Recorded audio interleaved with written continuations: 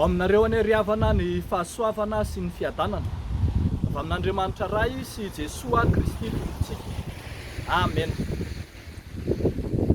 Ny fotoanan'ny tenin'Andriamanitra, ny fotoanan'ny tenin'Andriamanitra misongadina ato amin'ny Titosy toko voalohany, ny andininy voalohany hatramin'ny andininy fahaefatra.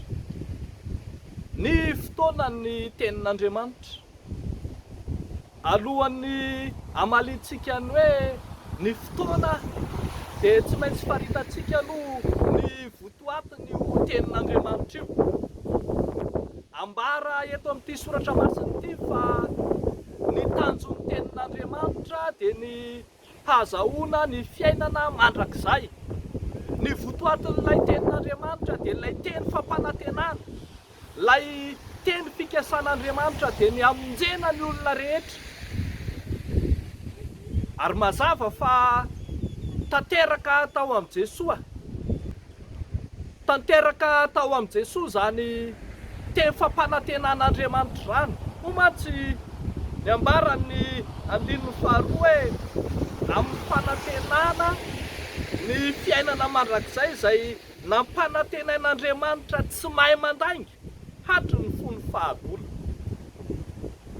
Ny fahatanterahana io teny fampanantenana io tao amin'i Jesoa, lay tonga olombelona, lay tonga nofo, lay tonga hamonjy zao tontolo zao tamin'ny fahotana, zany no votoatin'io tenin'Andriamanitra io. Koa satria Jesosy Kristy no votoatin'ny tenin'Andriamanitra, dia i Jesosy Kristy koa zany no iankina n'ilay fotoanan'ny tenin'Andriamanitra. Ao amin'i Jesosy zany no ahitantsika sy hitarafantsika ny fotoanan'ny tenin'Andriamanitra. Raha miresaka an'i Jesosy isika dia mahafantatra fa i Jesosy Kristy lay tsy voafaritry ny fotoana, lay efa nisy naharitra hatrizay. Filaza ny soratra masina azy eto moa dia hoe hatry ny fony fahagola. Hatry ny fony fahagola no nisy ny fampanantenan'Andriamanitra, dia hatry ny fony fahagola koa zany no niorenan'ny tenin'Andriamanitra. Fa tao amin'i Jesosy Kristy kosa no niariariany, ary tonga hita maso lay tenin'Andriamanitra tao amin'i Jesosy Kristy. Ary mandraka ankehitriny dia iarahantsika malala fa izay rehetra nandray an'ilay famonjen'i Jesosy dia miaina ny famonjeny ka miaina ao anatin'ny fotoanan'i Jesosy. Zany hoe zany, raha tsika tsara dia hoe izao ankehitriny tsika izao, ilay fotoana iainantsika ny famonjen'Andriamanitra no fotoana ny tenin'Andriamanitra raha teo ihany koa. Tonga mpitory sy mpilaza ny tenin'Andriamanitra tsika ankehitriny. Paoly apôstôly raha nametraka ny Titosy zanany ara-panahy tany Kreta mba hitondra fiangonana, dia mba hizara zany tenin'Andriamanitra izany amin'ny fotoanan'izy Andriamanitra. Ary ny fotoanan'izy Andriamanitra dia ny fotoanan'ny famonjena. Zao no ambaran'ny andininy fahatelo manao hoe fa tamin'izay andro voatendry dia nasehony ny teniny tamin'ny toriteny izay natolotra ho adidiko araka ny didin'Andriamanitra mpamonjy antsika. Ny fotoanan'ny tenin'Andriamanitra zany dia ny fotoana andraisantsika ny baiko, dia ny fotoanan'ny famonjen'Andriamanitra. Zany hoe eo amin'ny fotoanan'izay aharesentsika lahatra ny famonjen'Andriamanitra no manomboka ny fitoriana ny filazany tsara tokony ataon'ny mino.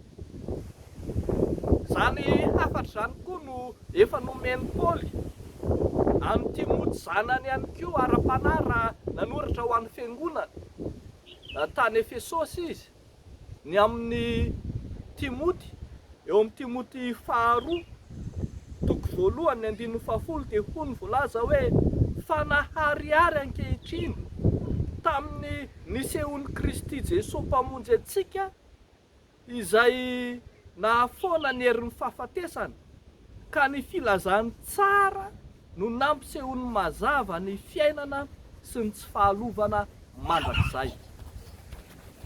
Ao amin'io misy ny famonjena io zany no manomboka ny fitoriana, ny toritena, ny fizarana, ny filazany tsara. Ny fotoana ny tenin'Andriamanitra dia manomboka eo amin'ny famonjena ny mino. Adidin'ny mino rehetra arak'izany, ny mizara sy mampiely ilay filazany tsara izay mirakitra ny tantarany famonjena, dia ny famonjena izay nataony Jesosy Kristy ilay nandresy ny fahafatesana sy ny fahotana tamin'ny endriny rehetra. Manana didy zaho sy ianao izay mino hizara ny tenin'Andriamanitra amin'ny fomba rehetra, ampielezo, zarao, torio amin'ny fomba rehetra ny tenin'Andriamanitra. Aza atokana fotsiny ho an'ny sokajin'olona manokana ny fitoriana ny filazany tsara, fa tena natao asan'ny mino rehetra, ary dia ny ianao voavony zao dia manana didy izary zany filazany tsara zany. Zao fotoana ny famonjenanao zao no fotoana hitorianao ny filazany tsara raha teo ihany koa. Tsy amin'ny fotoana izay tsy ahalalana, tsy tamin'ny fotoana tsy nahalalana, fa amin'ny fotoana izay nahafantarana no anombohany fitoriana ny filazany tsara. Manangentsika rehetra ary afaka mba hompino olon'ny fitoriana, fizarana, ny vaovao mahafaly Jesosy fa ho amin'izany ny antsoinantsika. Eo n'Andriamanitra irery ny voninahitra. Amen. Hivavaka isika. Misaotra anao izay Andriamanitra ray zanaka fanahy masina. Ilay Andriamanitra tia anay hatramin'ny voalohany, dia tia anay mandrakariva, ilay tsy voafaritra ny fotoana, fa efa namonjy anay ka nampiditra anay ho isan'ny zanaky ny teny fikasanao raha teo. Ankehitriny izay, satria efa nanaiky hamonjy anay ianao, dia manaiky ihany koa adiboniny izay hitoro ny filazany tsara na amin'ny fotoana na tsy amin'ny fotoana.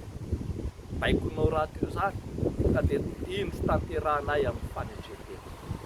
Tompo Andriamanitra eo, ankehitriny azy mametraka ny fiainanay tsiraray avy, ny andavanandrom-piainanay, ny adidy aman'andraikitra, ny asa aman-draharaha, ny fiainana isan-tokantrano eo ambany fahasoavanao. Dia ataonay sy angatanay amin'ny anaran'i Jesosy Kristy Tompo.